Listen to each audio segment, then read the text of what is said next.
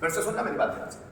अगर आप चाहते हैं कि आपको समझ में आने लग जाए कि ये टू बी है, कि ये टू हैव है, कि ये टेंस है, कि ये मॉडल्स है, और मॉडल्स है तो कौन सा है? टू बी है तो कौन सा है? प्रेजेंट है कि पास्ट है कि फ्यूचर है? टू हैव है तो कौन सा है? प्रेजेंट है कि पास्ट है कि फ्यूचर है? टेंस है तो कौन सा टेंस है? सिंपल वाला है कि कॉन्टिन्यूअस वाला है कि परफेक्ट वाला है कि परफेक्ट कॉन्टिन्यूअस वाला है? तो उसके लिए एक सिंपल सी टेक्निक है, एंड व्हाट इज दैट? आपको आधा घंटा टीवी देखना, आप क्या करो, कार्टून लगाओ उस पर, या मोबाइल पे कार्टून लगा लो, डोरेमोन, और डोरेमोन हो, छोटा भीम हो, या कोई मूवी लगा लो, कोई टीवी सीरियल लगा लो। अब आप आइडेंटिफाई करने की कोशिश करो वो लोग जो भी डायलॉग्स बोलेंगे एक दूसरे से, वो कौन सा टेंस है? वो टू बी है कि टू हैव है कि टेंस है कि मॉडल्स है? मैं यहां आ रहा हूं, प्रेजेंट कंटीन्यूअस, उसने मुझे देखा था, पास्ट परफेक्ट टेंस। वो उसने मुझसे पैसे मांगे, पास्ट सिंपल टेंस। तो जितनी जल्दी आप उसको पकड़ लोगे कि ये वाला टेंस है, तो आप ट्रांसलेट भी उतनी जल्दी कर पाओगे। लेकिन भाई ट्रांसलेशन के लिए होना क्या चाहिए आपके पास? स्ट्रक्चर। जब आपको समझ में आने लग जाए कि ये पर्टिकुलर ये टेंस है या मॉडल से टू बी है या टू हैव है, उसके बाद आपको चाहिए उस टेंस, मॉडल्स, टू बी या टू हैव का स्ट्रक्चर। इसलिए स्ट्रक्चर याद करना बड़ा जरूरी है कि अगर परफेक्ट टेंस है तो वर्ब की थर्ड फॉर्म लगानी है, अगर कंटीन्यूअस टेंस है तो आईएनजी फॉर्म लगानी है, उसके साथ कुछ हेल्पिंग वर्ब भी है, वो याद करना जरूरी रहेगा। आया ना? तो पहले क्या करो, हेल्पिंग वर्ब याद करो। किसी प्रेजेंट सिंपल टेंस ताती आइए आइडेंटिफिकेशन, प्रेजेंट सिंपल टेंस ताती दे आकर है, पास्ट सिंपल टेंस ताती जाकर खाती दे या आ ई ए या फ्यूचर सिंपल टेंस गागी गया, प्रेजेंट कंटीन्यूअस टेंस रहा रही रहेगा आकर है हुआ, पास्ट कंटीन्यूअस टेंस रहा रही रहे आकर खाती दे, फ्यूचर कंटीन्यूअस टेंस रहा रही रहे आकर होगा हो गया, प्रेजेंट परफेक्ट टेंस चुका चुकी चुके आकर है हुआ, या फिर आ ई ए या आकर है हुआ, पास्ट परफेक्ट टेंस चुका चुकी चुके आकर खाती दे या आ ई ए या आकर खाती दे, फ्यूचर परफेक्ट टेंस चुका चुकी चुके आकर होगा हो गया या आ ई ए या आकर है हुआ, प्रेजेंट परफेक्ट कंटीन्यूअस टेंस रहा रही रहे आकर है हुआ है, और उसमें से वर्ड भी आता है जो टाइम को बताता है। पास्ट परफेक्ट कंटीन्यूअस टेंस रहा रही रहे आकर खाती दे है, से वर्ड भी आता है जो टाइम को बताता है। फ्यूचर परफेक्ट कंटीन्यूअस टेंस रहा रही रहे आकर होगा हो गया है, और से वर्ड भी आता है जो टाइम को बताता है, और उस टाइम के लिए हम लोग सेंस और फॉर का इस्तेमाल करते हैं। जैसे ही आपको आइडेंटिफिकेशन रट गई तो उस टेंस का स्ट्रक्चर याद करो। Present simple tense subject verb का फर्स्ट फॉर्म और object, past simple tense subject verb का सेकंड फॉर्म और object, future simple tense subject plus will plus verb का फर्स्ट फॉर्म और object, present continuous tense subject plus is am are verb के first form के साथ ING then object, past continuous tense subject plus was verb verb के first form के साथ ING then object, future continuous tense subject plus will be plus verb के first form के साथ ING then object, present perfect tense subject plus has have verb का third form then object, past perfect tense subject plus had verb का third form plus object, future perfect tense subject plus will have verb का third form then object, present perfect continuous tense subject plus has have been verb के first form के साथ ING then object और last में since और for, past perfect continuous tense subject plus had been verb के first form के साथ ING then object और लास्ट में सेंस और for, future perfect continuous tense subject plus will have been verb के फर्स्ट फॉर्म के साथ आईएनजी देन ऑब्जेक्ट और लास्ट में सेंस और फॉर। ये स्ट्रक्चर जैसे याद हुए, फिर आपको तीसरी चीज याद करनी है कि कौन से टेंस की कौन सी हेल्पिंग वर्ब है। Present simple tense do does, past simple tense did, future simple tense will या shall, present continuous tense is am are, past continuous tense was were, future continuous tense will be या shall be, present perfect tense has have, past perfect tense had, future perfect tense will have या shall have, present perfect continuous tense has have been, past perfect continuous tense had been, future perfect continuous tense will have been। फिर आपको चौथी चीज करनी है कि कौन सी tense में कौन से वर्ब का फॉर्म होता है। प्रेजेंट सिंपल टेंस वर्ब का first form, past simple tense verb का second form, future simple tense verb का first form, present continuous tense verb के फर्स्ट फॉर्म के साथ आएंगे, past perfect continuous tense verb के फर्स्ट फॉर्म के साथ आएंगे, future perfect continuous tense verb के फर्स्ट फॉर्म के साथ आएंगे, प्रेजेंट परफेक्ट टेंस वर्ब का third form, past perfect tense verb का third form, future perfect tense verb का third form, present perfect continuous tense verb के फर्स्ट फॉर्म के साथ आएंगे, past perfect continuous tense verb के फर्स्ट फॉर्म के साथ आएंगे, फ्यूचर परफेक्ट टेंस वर्ब के फर्स्ट फॉर्म के साथ आएंगे। अगर ये चार चीजें आपको याद हो गई तो टेंस आपके दिमाग में बैठ जाएगी। पहला आइडेंटिफिकेशन, दूसरा स्ट्रक्चर, तीसरा हेल्पिंग वर्ब और चौथा मेन वर्ब का फॉर्म। पहला आइडेंटिफिकेशन, दूसरा स्ट्रक्चर्स, तीसरा हेल्पिंग वर्ब और चौथा मेन वर्ब का कौन सा फॉर्म उस टेंस में लग रहा है। अगर ये याद होगा तो टेंस आपके दिमाग में बैठ जाएगा। बात समझ में आ रही? पहली कौन सी चीज? आइडेंटिफिकेशन, और आइडेंटिफिकेशन भी याद ऐसी करो ऐसे। अब आपके पास टाइम होना चाहिए।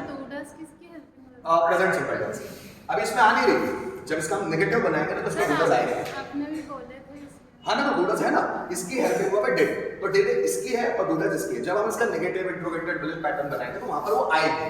समझा? इन देखो इन सब में हेल्पिंग वर्ब विजिबल है जो आपको दिख रही है। देखो इसकी हेल्पिंग वर्ब विल, इसकी इज एम आर, इसकी वाज वर, इसकी विल बी, इसकी हैज हैव, सब में दिख रही है। इसलिए दो टेंस में अफर्मेटिव सेंटेंस में विजिबल नहीं होती है हेल्पिंग वर्ब। इसकी हेल्पिंग वर्ब हिडन है, छुपी हुई है। इसमें होती है डू डज और इसमें होती है डिड। जब हम नेगेटिव बनाएंगे तो आएगी। बात समझ में आ रही है? तो आपको रट डालना है, और जब आप रट डालोगे तो होगा क्या? क्लिक होगा। जो चीज आपने रट ली ए के बाद बी आता है, बी के बाद सी आता है, सी के बाद बी आता है, डी के बाद ई आता है, वो सडन निकलता है। इसलिए कुछ चीजें रटना पड़ता है, और जैसे हम रट डालते हैं वो सडन जुबान से निकलती है। तो आप चाहते हैं कि सेंटेंस फटाफट फटाफट आपकी जुबान से निकले, तो उसके लिए आपको कोशिश करनी पड़ेगी। क्या कोशिश करनी पड़ेगी? याद करना पड़ेगा। और याद कैसे करना पड़ेगा? मन में नहीं, बोल बोल कर। जैसे मैंने बोल बोल कर बताया, हमारे स्कूल्स में क्या होता है, कॉलेजेस में क्या होता है, लिखो। लिखने से चीजें याद थोड़ी ना होती है, कुछ समय के लिए दिमाग में रहती है, फिर वो गायब हो जाएगी, वो वॉश आउट हो जाती है।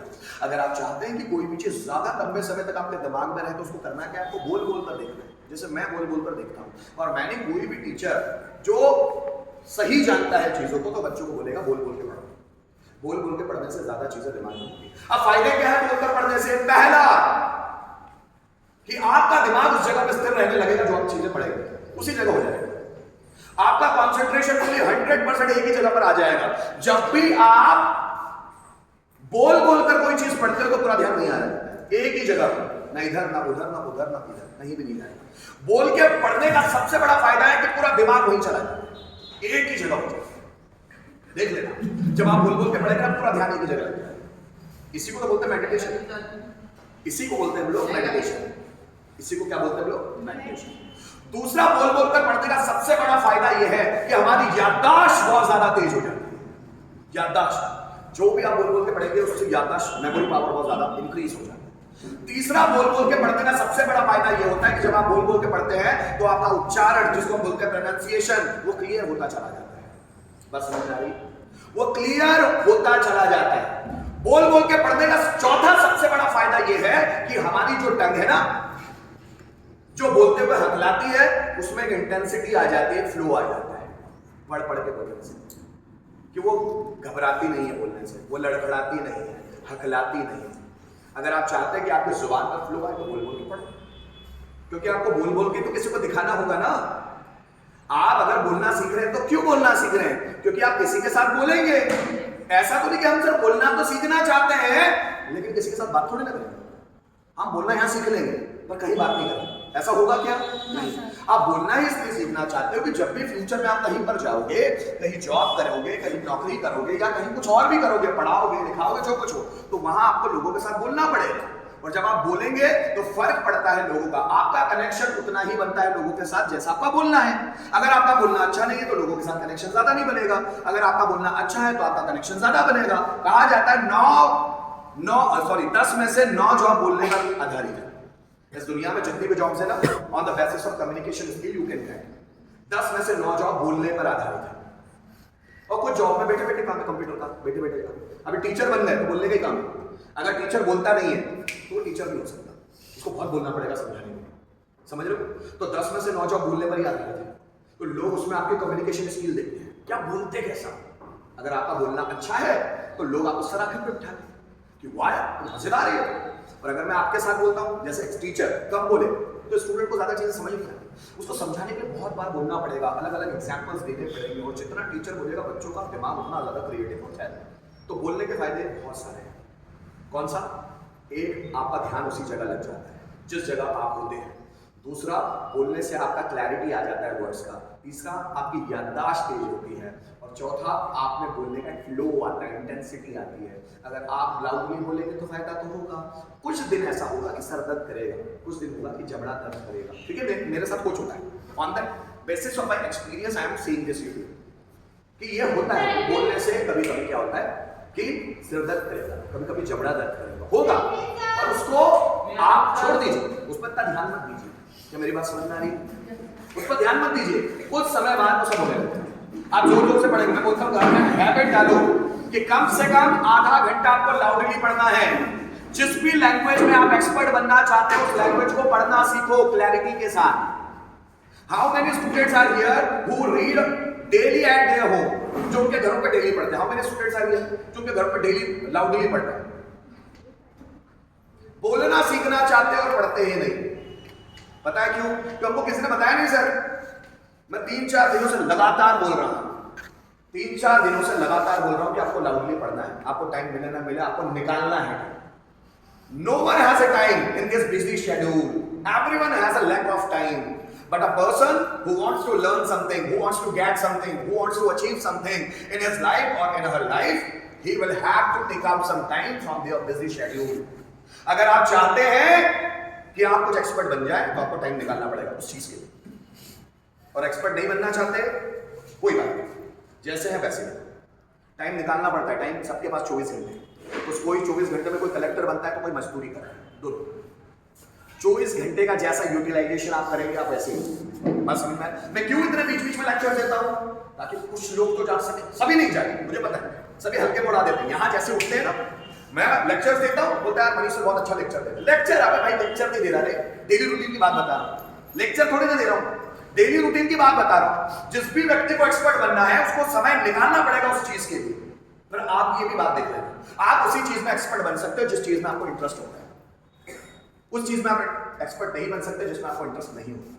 याद रखना मिलता है, इसलिए अपने इंटरेस्ट की चीज ढूंढना बहुत ज्यादा जरूरी है। या फिर देखो लाइफ में अक्सर होगा कि कभी कभी बहुत सारे लोग ऐसे होते हैं कि वो ऐसा जॉब कर रहे होते हैं जिसमें उनका मन नहीं लगता। बहुत सारे लोग ऐसे होते हैं जो अपने मन का जॉब कर रहे होते हैं, जो अपना मन का जॉब कर रहे होते हैं उन लोगों को उसमें खुशी होती है।